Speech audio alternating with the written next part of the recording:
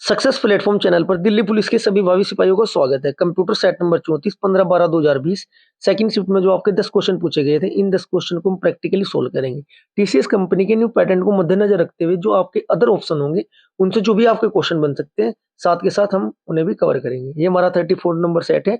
अभी तक मैं आपको 33 सेट करा चुका हूँ। मैक्सिमम क्वेश्चन आपके रिपीट हुए हैं टॉपिक वाइज।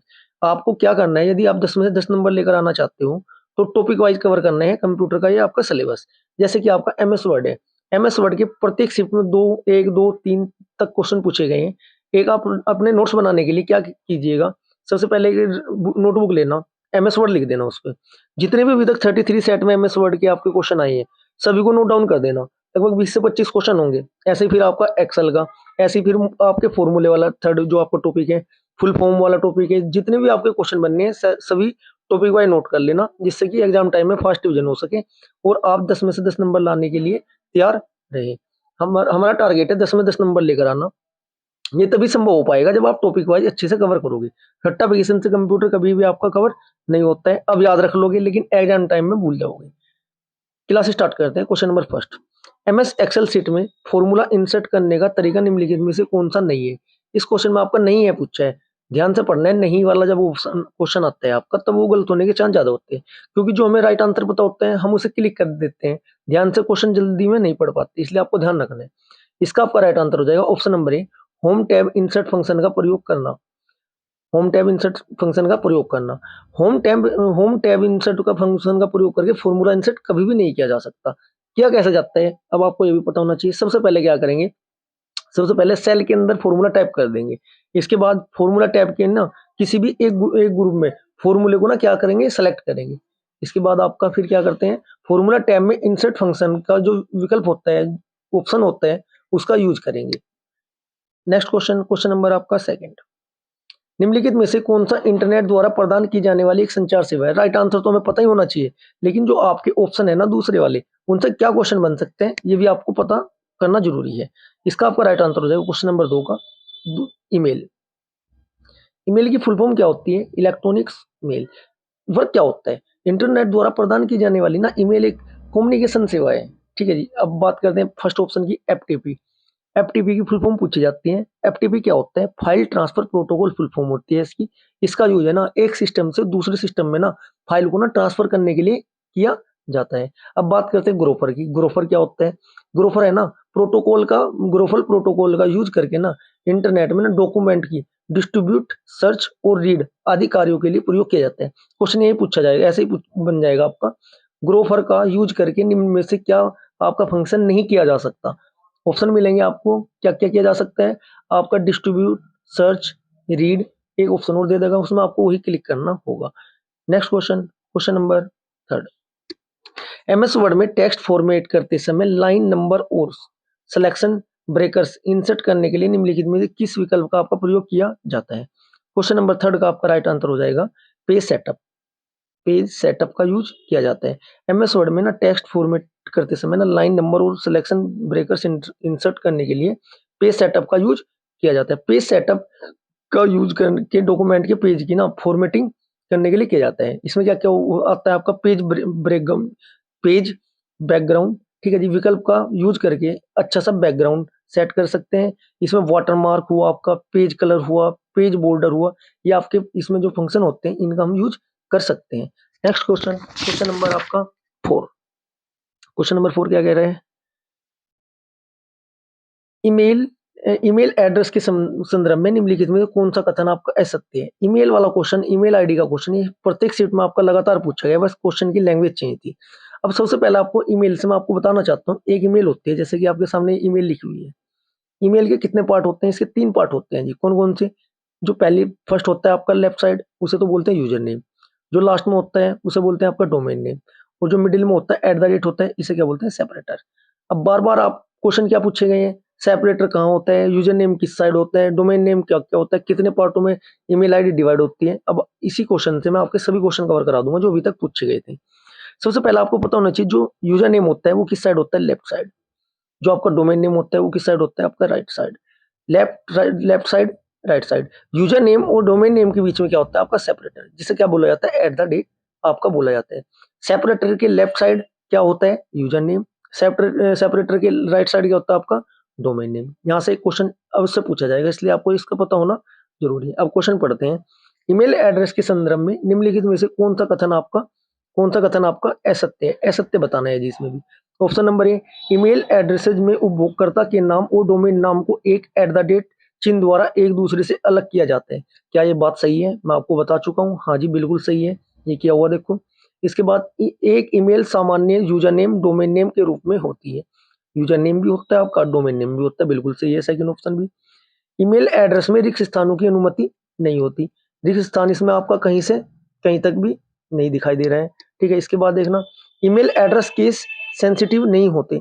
ऑप्शन नंबर 4 क्या है? ईमेल एड्रेस केस आपके सेंसिटिव नहीं होती। इसमें असत्य बताने हैं।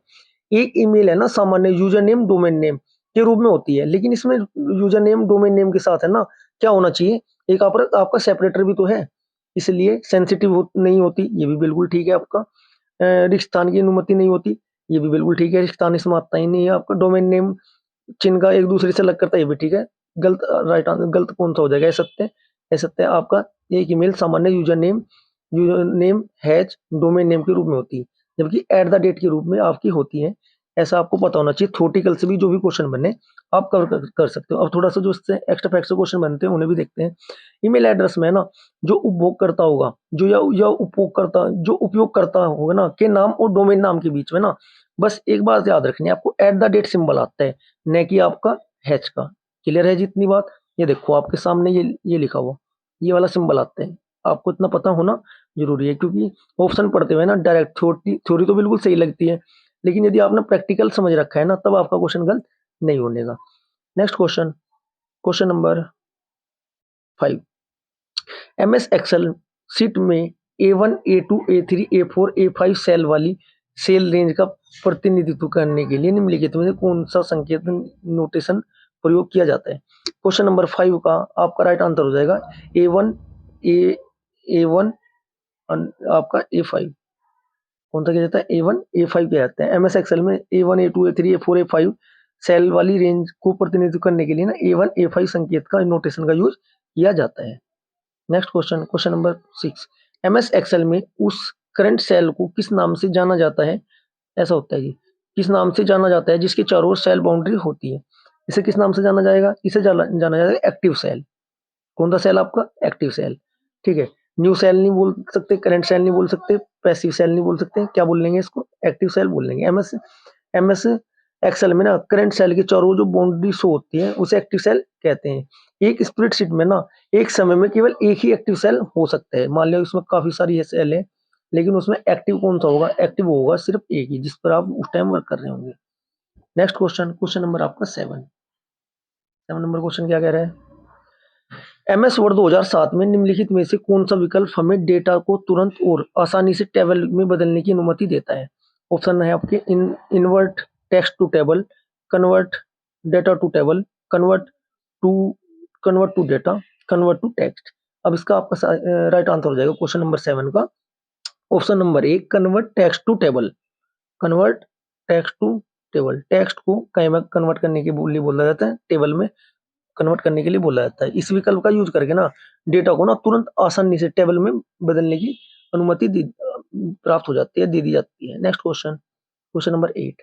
MS एक्सेल में निम्नलिखित में से कौन सा विकल्प किसी वर्कबुक में पहली, पिछली, अगली और आखिरी वर्कशीट प्रदर्शित करता है और हमें किसी अन्य वर्कशीट में जाने की अनुमति भी प्रदान करता है? इसका आपका राइट आंसर हो जाएगा option number B, navigation button. कौन सा आपका? Option number C, navigation button. MS Excel में नेविगेशन बटन का जो आपका ऑप्शन होते हैं इसका यूज करके ना पहली, अगली, आखिरी वर्कशीट प्रदर्शित करता है और इसे ना किसी भी अन्य वर्कशीट में जाने की अनुमति भी प्रदान करता है। इतना आपको पता होना जरूरी है। Question number 9। MS Excel document में इंसर्ट मेन्यू में निम्नलिखित में से किस विकल्प का प्रयोग बिल्ड इन कैलेंडर इंसर्ट करने के लिए किया जाता है? क्वेश्चन नंबर 9 का आपका राइट आंसर हो जाएगा क्विक टेबल्स का यूज किया जाता है। Next question, question number 10। निम्नलिखित में से कौन सा विकल्प इंटरनेट संसाधनों के विशाल डेटाबेस जैसे कि web pages, news groups, programs, images आदि को संदर्भित करता है और वर्ल्ड वाइड वेब पर सूचनाओं का पता लगाने में मदद करता है? इसका आपका राइट आंसर हो जाएगा सर्च इंजन। सर्च इंजन का भी बार बार क्वेश्चन पूछा गया है कि कौन कौन से आपके सर्च इंजन होते हैं। एक क्वेश्चन यहाँ से आपका बनना निश्चित है। सर्च इंजन इंटरनेट संसाधनों के ना विशाल डेटाबेस जैसे web page, news groups, program, images आदि को संदर्भित करता है।